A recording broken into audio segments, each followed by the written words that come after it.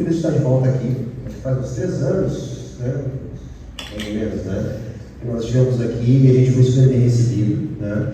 E eu fico muito feliz de voltar. É um sindicato muito aguerrido, um sindicato que está sempre na vanguarda das lutas. A gente sabe que uma região aqui de Novo Hamburgo, neste momento, né, majoritariamente ainda tem um perfil bastante reacionário. A gente vai falar um pouquinho sobre isso. E assim, gente, para a gente falar de fascismo, né, a gente podia começar aqui falando do que a gente aprende na escola, né, que todo mundo passou no ano do ensino fundamental, todo mundo tem alguma ideia do que é o fascismo, né? Mas aquilo que a gente aprende na escola, e aqui eu faço a minha culpa, porque eu estou há 20 anos dando aula na educação de base, né, da escola pública, e também tenho a minha parcela de culpa.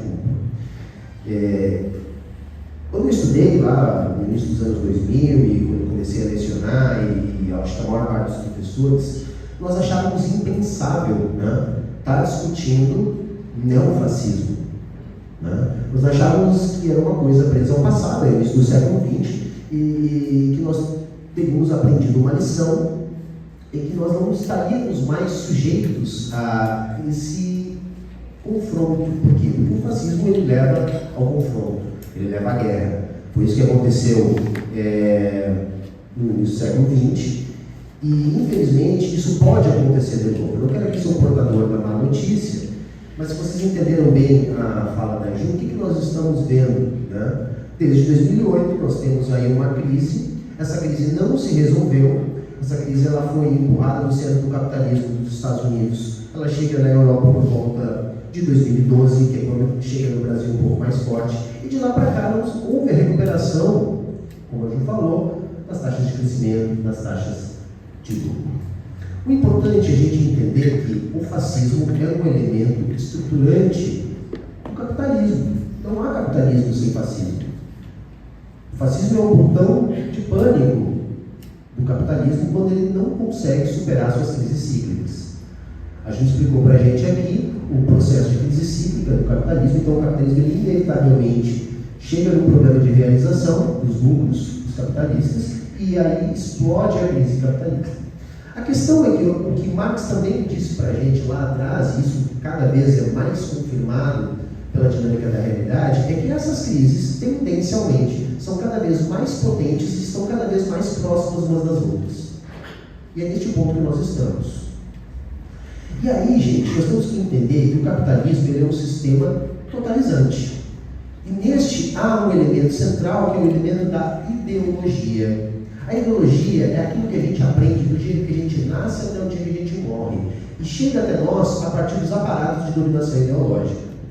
Esses aparatos de dominação ideológica, eles têm uma função. Qual é a função? A função é impedir o trabalhador e a trabalhadora de perceberem as estruturas do capitalismo e os maus que isso produz.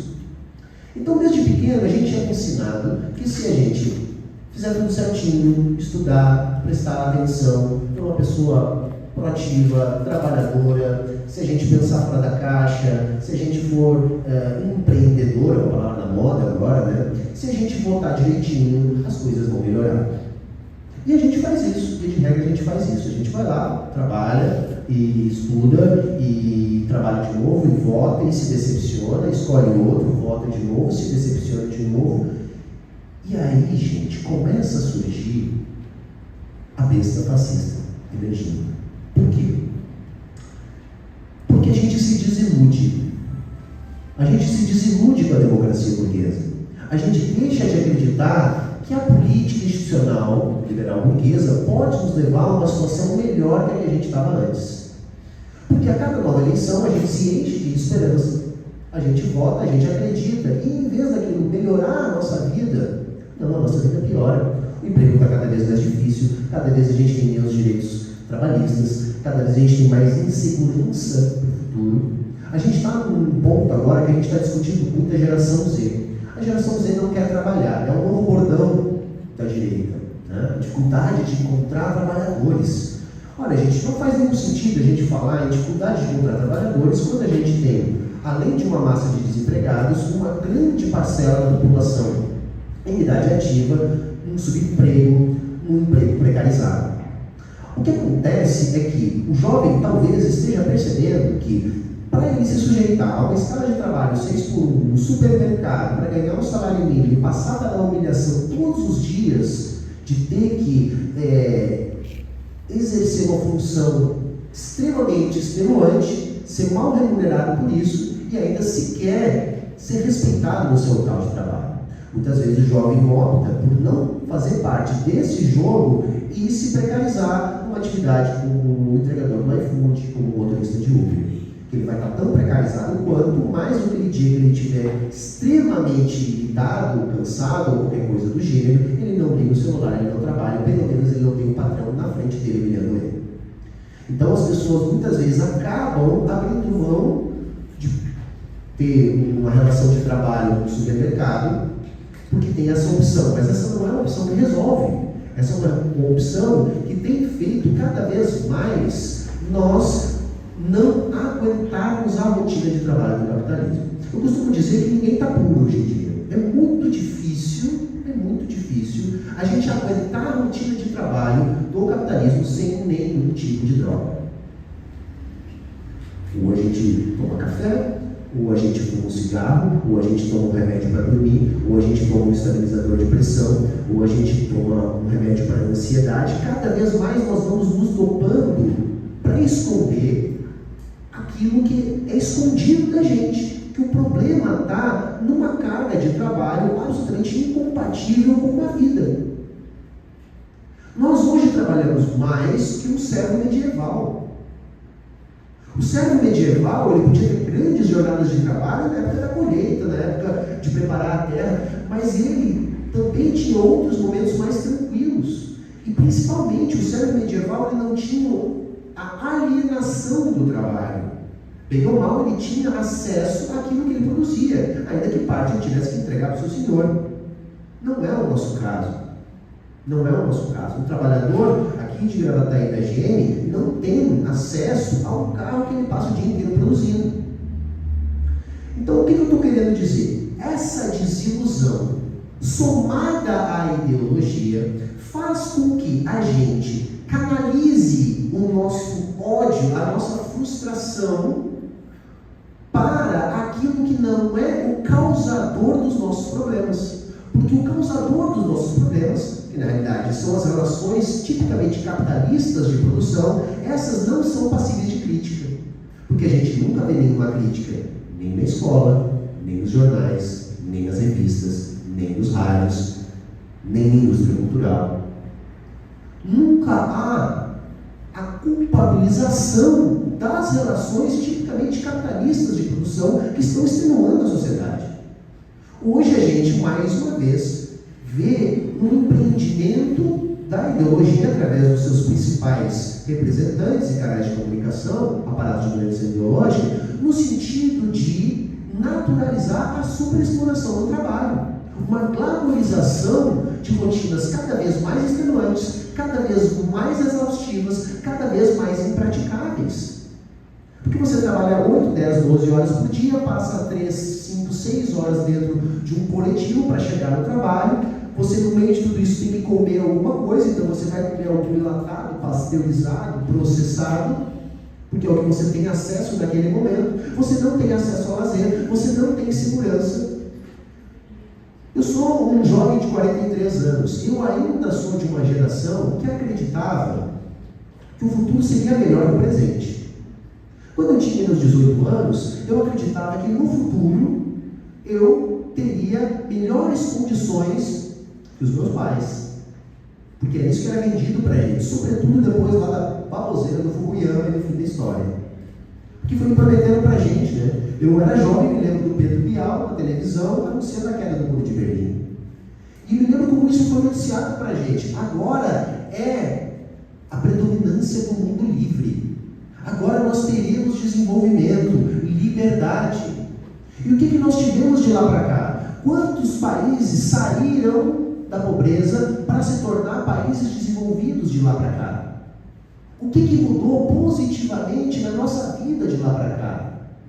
O que o fim do socialismo no campo soviético trouxe de fato, de concreto de lá para cá? Não, o que a gente viu foi, as guerras não desapareceram. Nenhum país se tornou um país rico, pelo menos de maneira significativa, a não ser aqueles que já estavam inseridos numa lógica de Guerra Fria e que passaram por um processo de vista grossa das grandes potências imperialistas, tipo Coreia do Sul, e uma ou outra que a gente possa citar nesse sentido. Então, tudo aquilo que nos foi prometido com o fim da história, com o falso, com o dito fim da história, não foi entregue. Não foi entregue. Nós estamos de novo numa crise de disputa hegemônica, uma ameaça de guerra, inclusive de guerra nuclear. Nós estamos vendo na nossa frente a formação de blocos militares. Nós estamos vendo as barreiras tributárias sendo erguidas pelos Estados Unidos a fim de forçar um novo arranjo econômico. Eles estão chamando agora de acordo de Mar-a-Lago, né? E de acordo não tem nada, né? É os Estados Unidos levantando barreiras, forçando os países a uma reação para produzir algo muito difícil que ele quer. Ele quer uma desvalorização do dólar, mas a manutenção do dólar como moeda de troca internacional.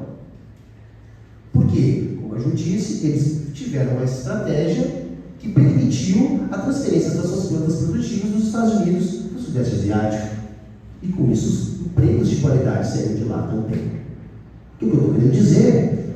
Se de 91 para cá, nós, dito terceiro mundo, países não desenvolvidos, não passamos por nenhum processo de desenvolvimento que nos mantenha tendo esperança, a crise também está dentro dos ditos desenvolvidos.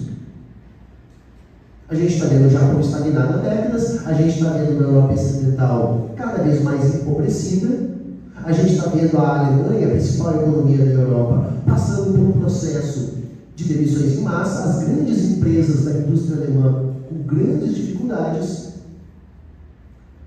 A gente está vendo os Estados Unidos passando também por problemas, sobretudo com o crescimento da China e a disputa, porque eles sabem que se a China continuar no ritmo de crescimento, mesmo que não seja mais aquele crescimento superior a 10% que se tinha antes, o patamar que se tem hoje ainda garante que a China deve ultrapassar não apenas em nível per capita, mas em valores absolutos a economia dos Estados Unidos.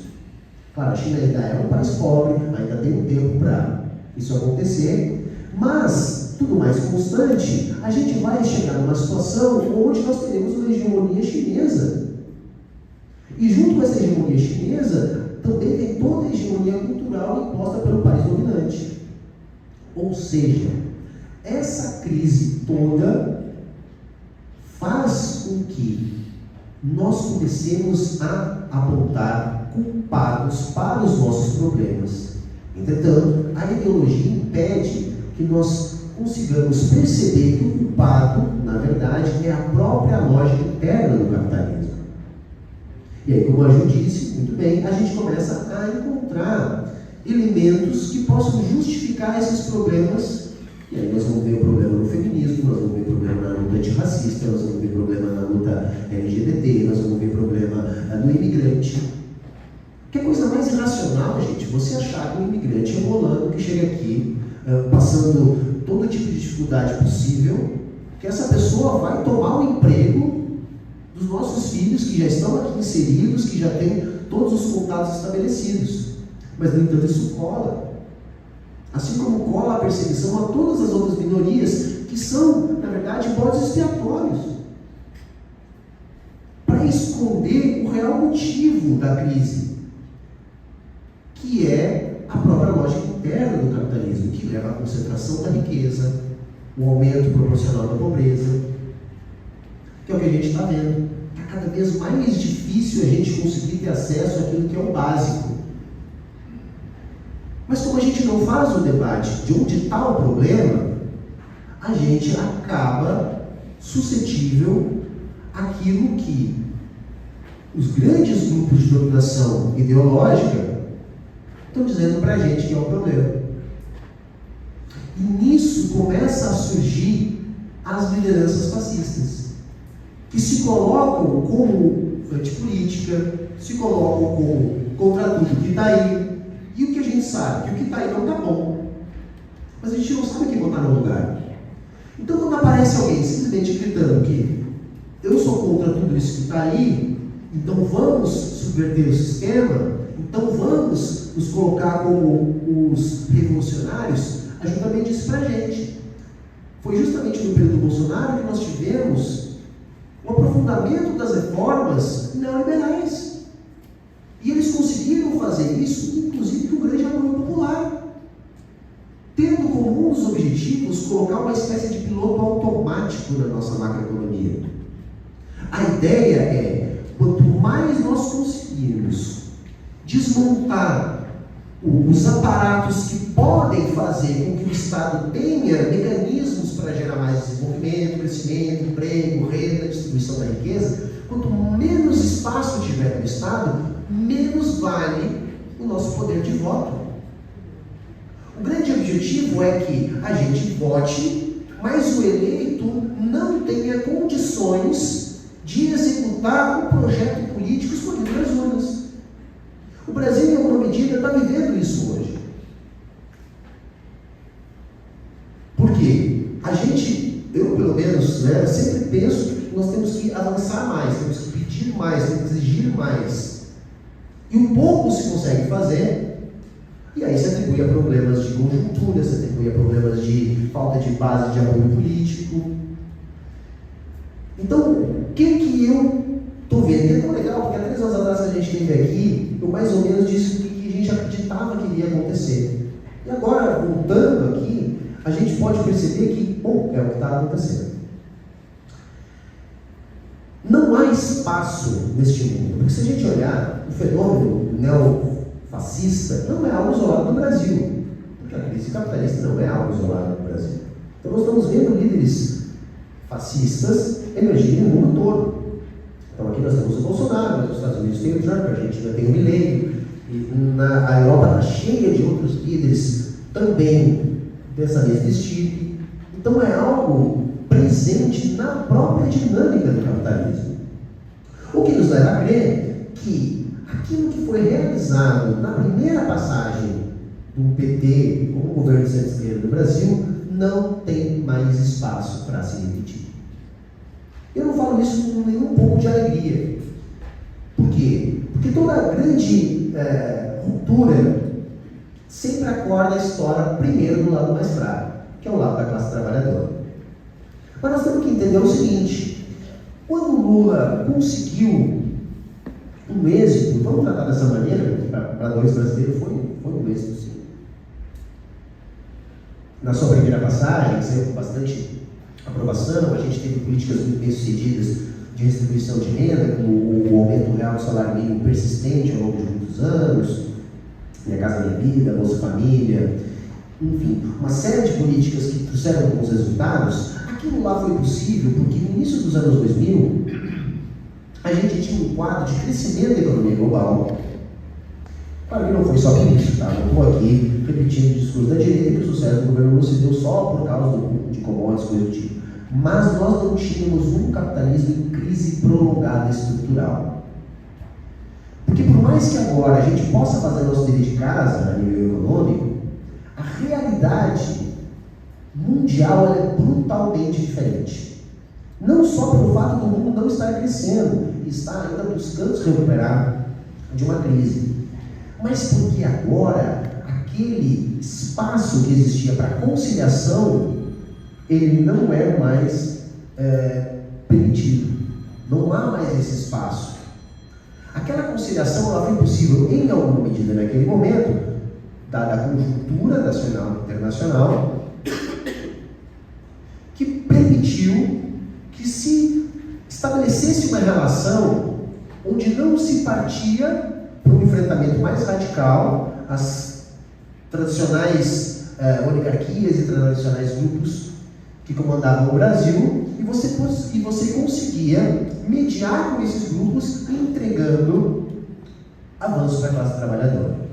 Agora, como o ambiente é de crise, não só no plano interno como no plano externo, a margem para esse tipo de negociação ela é muito pequena. Muito pequena. Por quê? Porque a burguesia não está aceitando entregar nada. Nada. A gente está vendo uma grande dificuldade do governo, por exemplo, combater essa altíssima taxa de juros. Que tem uma funcionalidade nisso tudo, tá, gente? Alguns economistas de direita mais desavergonhados, inclusive, falam abertamente que isso aí serve para aumentar o desemprego. Eles estão reclamando do nível de emprego. E aumentar o desemprego tem uma função muito clara, que é disciplinar a classe trabalhadora. Né? Você disciplina a classe trabalhadora com o desemprego. Quanto maior o desemprego, maior a facilidade do trabalhador e da trabalhadora a aceitar trabalhar com qualquer mixaria. Quanto maior o desemprego, maior a margem de lucro, porque você achata o salário. Os economistas, antes da crise que culminou no golpe da Dilma, se falava muito, no custo unitário do trabalho, o custo unitário do trabalho. O custo unitário do trabalho, gente, assim, tentando traduzir aqui para uma linguagem mais simples possível, é a renda do trabalhador. Boa parte da inflação que está sendo agora dita é uma inflação que está onde? Está no setor de serviços.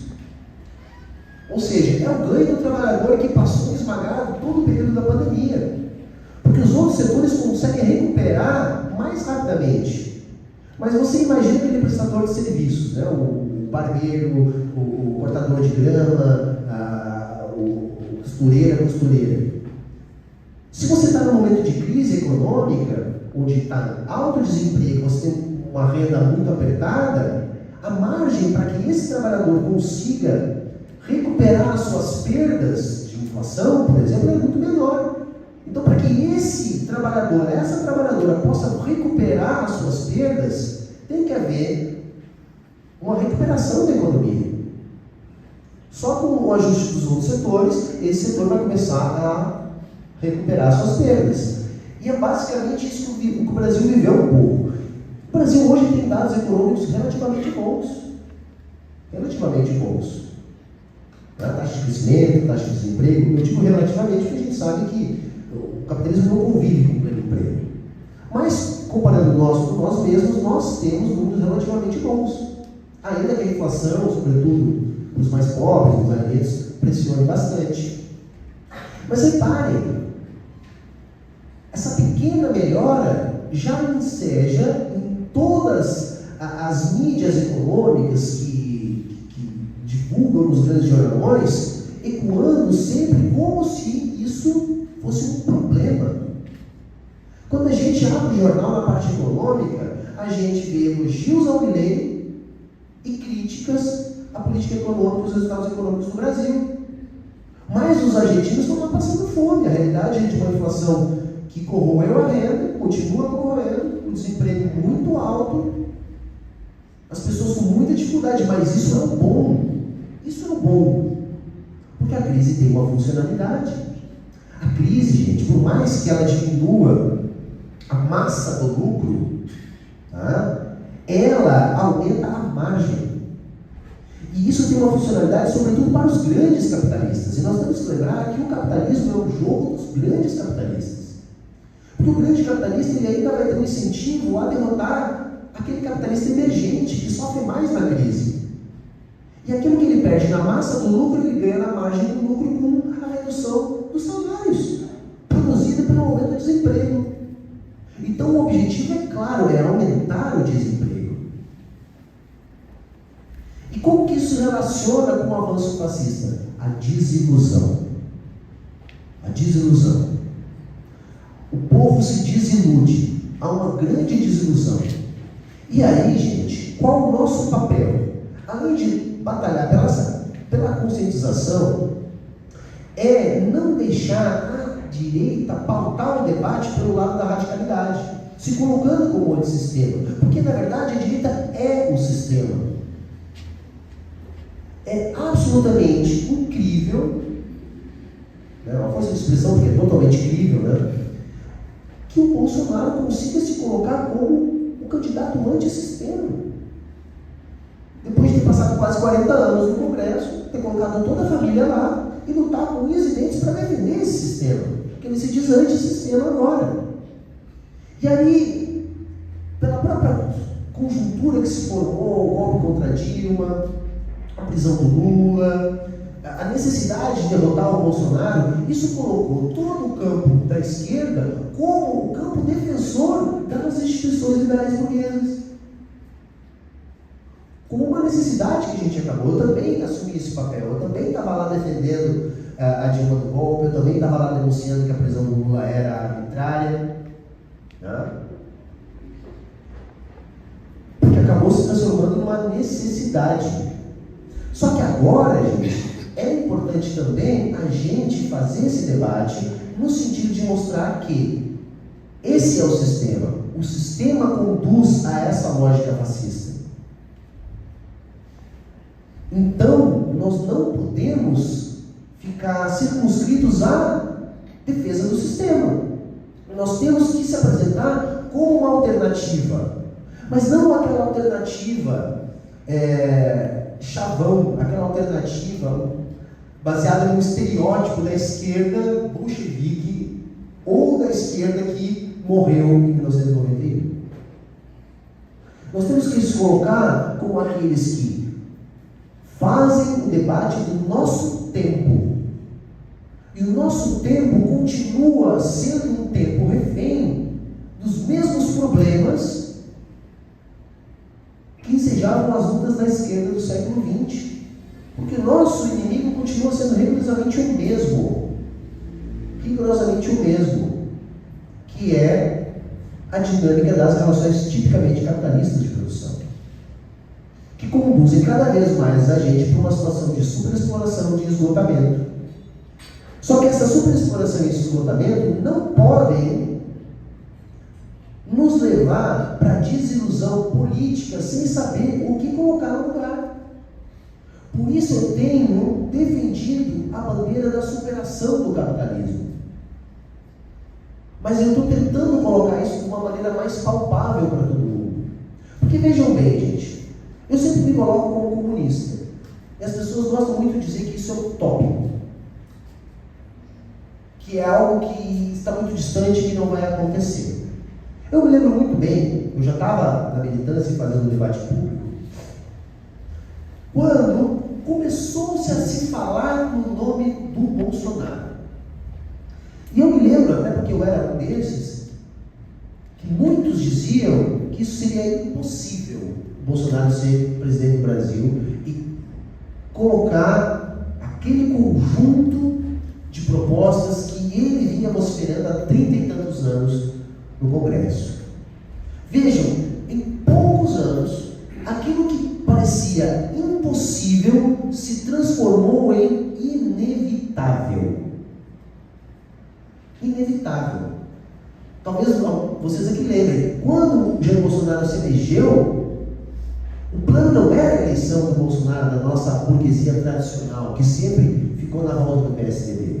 Na época, eu lembro muito bem, o candidato foi o Geraldo Alckmin, hoje vice-presidente, e se formou naquela eleição do Bolsonaro um verdadeiro megazord de partidos, uma super união de partidos de direita, em torno da candidatura do Geraldo Alckmin. Porque aquilo que foi produzido contra Dilma tinha como plano terminar com a eleição de alguém como o Alckmin, não alguém como o Bolsonaro. A questão é que foi feito uma campanha tão violenta de desconstrução de tudo aquilo que se caminhou, de tudo aquilo que se avançou, uma criminalização dos movimentos sociais, da esquerda como um todo. Foi tão grave o que foi feito, que para convencer as pessoas de que aquilo lá era, de fato, o correto, o Bolsonaro emergiu daquilo porque era ele que há quase 40 anos vinha dizendo aquelas coisas. E aí não adiantou nada os partidos todos ficarem na volta do Alckmin. Por quê? Porque na hora do vamos ver, na hora da campanha, aqueles partidos todos roeram a porta e fizeram a campanha do Bolsonaro. Foi isso que aconteceu. A gente via os candidatos a deputado, aqui no Rio Grande do Sul, mas eu suponho que no Brasil inteiro, no santinho deles, ali na propaganda eleitoral, estava o nome do Alckmin. Mas eles estavam fazendo campanha para o Bolsonaro, meus amigos. Porque senão eles perdiam votos de direita. Ou seja, o Bolsonaro era inevitável. E digo mais, o Bolsonaro só não está lá até hoje porque é extremamente incompetente. Violentamente incompetente. E ele é tão violentamente incompetente que ele está sendo cuspido pelo sistema agora.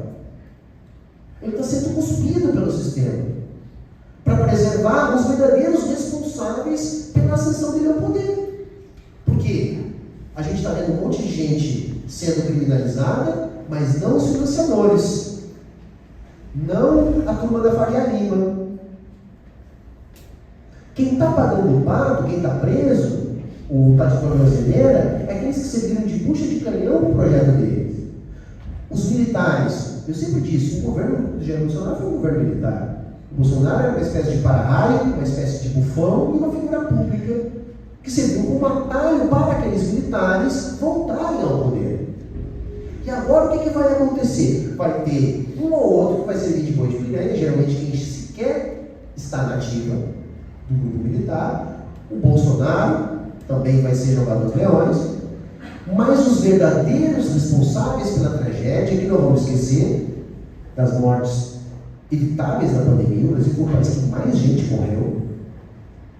Todos nós aqui temos um conhecido, um parente que não resistiu, porque diferente do que dizia a campanha mentirosa anti-vacina, anti-Covid, nós estávamos vendo, nós estávamos perdendo os nossos amigos, os nossos parentes.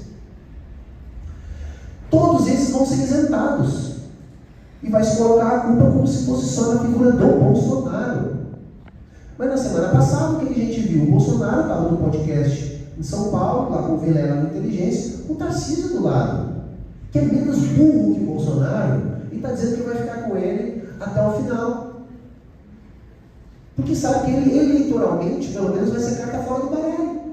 E ele quer ficar com o espólio. Porque o Bolsonaro pode estar com o risco de ser preso. O bolsonarismo, que é o neofascismo brasileiro, esse está mais vivo do que nunca. E continua sendo uma grave ameaça. E se nós baixarmos a guarda, eles voltam na eleição do ano que vem. Já pediram meu concluir, porque eu falo todos muitos deles, mas nós vamos ter aqui um espaço ainda para as perguntas. Espero que eu tenha sido claro na mensagem. Muito obrigado.